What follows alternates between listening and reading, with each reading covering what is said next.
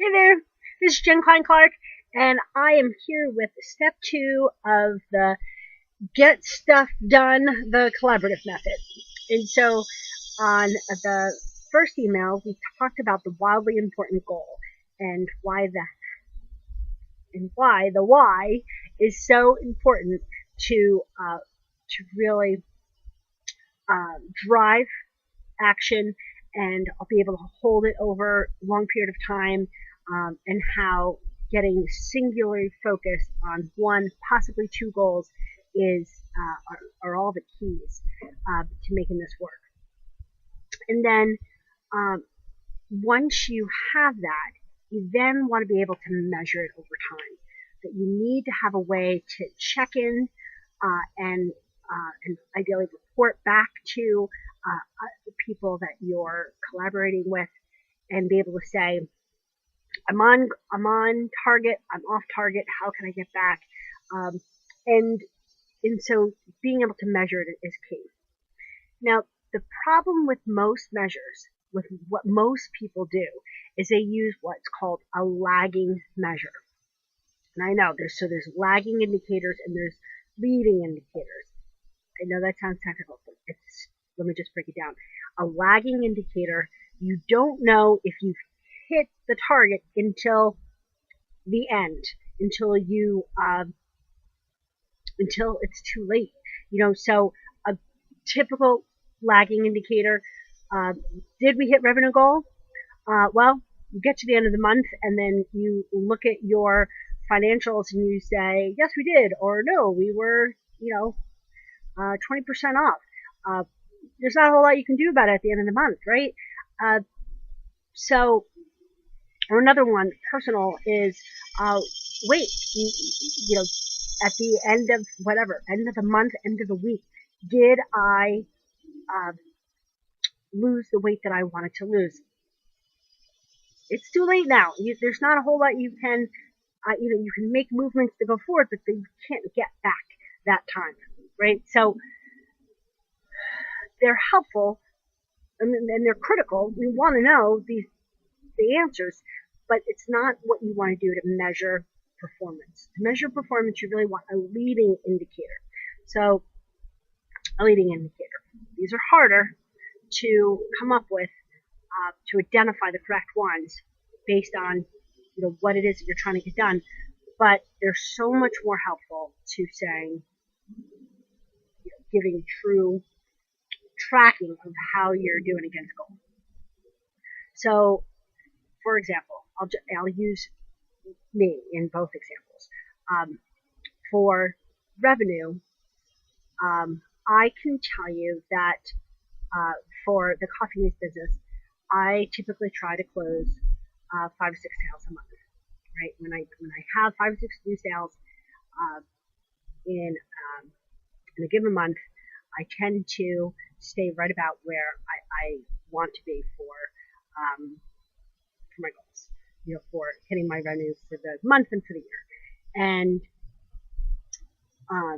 I also have tracked it long enough to know that hit 5 or 6 sales in a month, that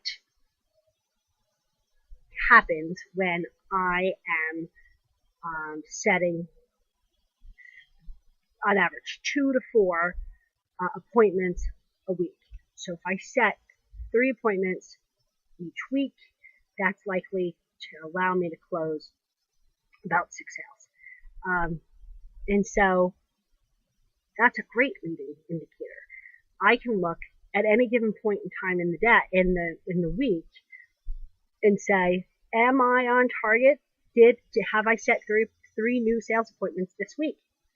If I haven't, then I know that I need to adjust what's happening in the activities that I've set up for that week, and adjust so that I can make it happen so that I have 3 appointments set. And what this was really notice what I'm saying here. I used to think that it was having 3 appointments.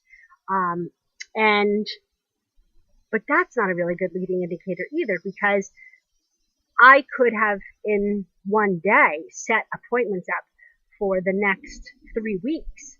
And so that's not really a good indication of the work that I'm doing today. This week, in Monday to Friday, it just got like super bright, so I hope you guys can like see me.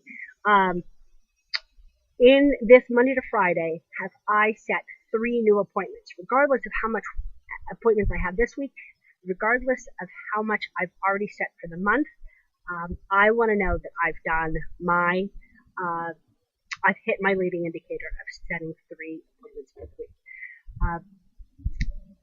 And that's something that I can track, that's something that I can report on, and it's something that I can maneuver. I can make changes if I'm not on target. Same with weight loss. So it used to be way in the back in time, I used to say, did I lose weight this week, this month, and kind of beat myself up, saying, oh my gosh, I really must have overindulged over these events, or slacked off in exercise, and really the much more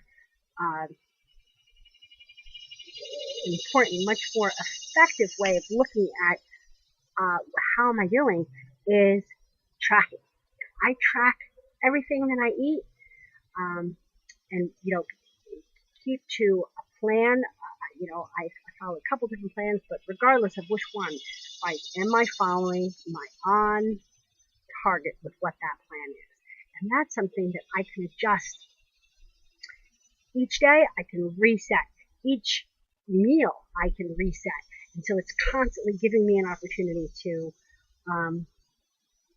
make different choices and know that I'm going to be able to hit goal. And part of that, still lagging indicators, but I don't weigh myself at the end of the week. I weigh myself every day so that I can reset yet again. I can say, whoa, yeah, that really was a bad choice. I want to make sure that I don't do that kind of thing again. And it gives me great feedback. So the lagging indicators are important, but they're more in feedback on how you proceed. Okay. I know for that can be that can feel pretty technical. I love these conversations, and these are the things that I can really help people get traction on. So if I'd love for you to share with me what you're working on, what your leading and lagging indicators are, and then and if you're struggling, let me know. Let me see how we can work together. All right. Thanks. Look forward to talking to you tomorrow when we talk about scoreboards.